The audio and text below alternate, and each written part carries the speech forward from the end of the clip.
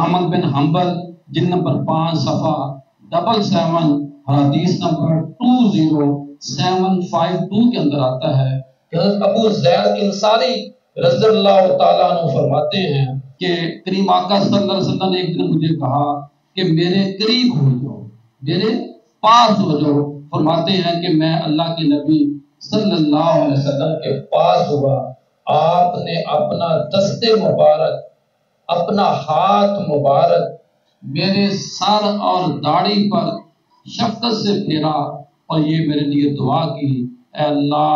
اسے زینت بخش اور اس کے حسن و جمال کو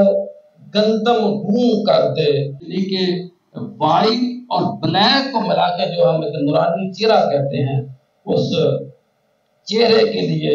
دعا کی۔ تو حضرت ابو زید انصاری فرماتے ہیں کہ اے میرے ساتھیوں، اے میرے نبی کے صحابہ، یاد رکھو میں 100 سال ہونے کو آ گیا ہوں، میری عمر 100 سال ہونے کو پہنچ گئی ہے،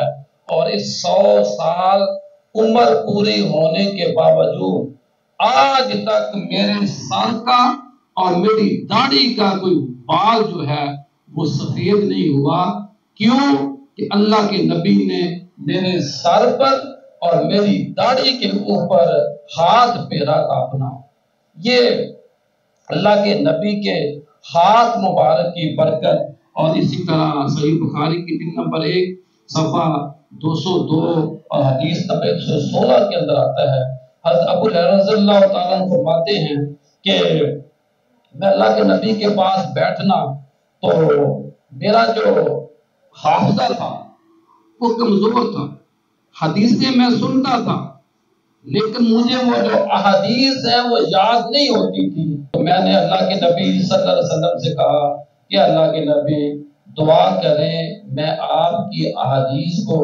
یاد کرنے والا بن جاؤں۔ تو بزرگوں دوستو، اللہ کے نبی نے فرمایا کہ اپنی چادر پھیلاؤ، اپنی جھولی، اپنی چادر کو پھیلاؤ۔ میں نے کہتے ہیں کہ میں نے اپنی جھولی چادر کو پھیلایا تو اللہ کے نبی نے برکت والی لپ بھر کے اندر ڈال دی، اور فرمایا کہ اس کے بعد جب اللہ کے نبی نے اپنے ہاتھ سے میری جھولی کو، میری چادر کو بھر دیا تو اس کے بعد کبھی میں حدیث نہیں بھولا۔ جب بندہ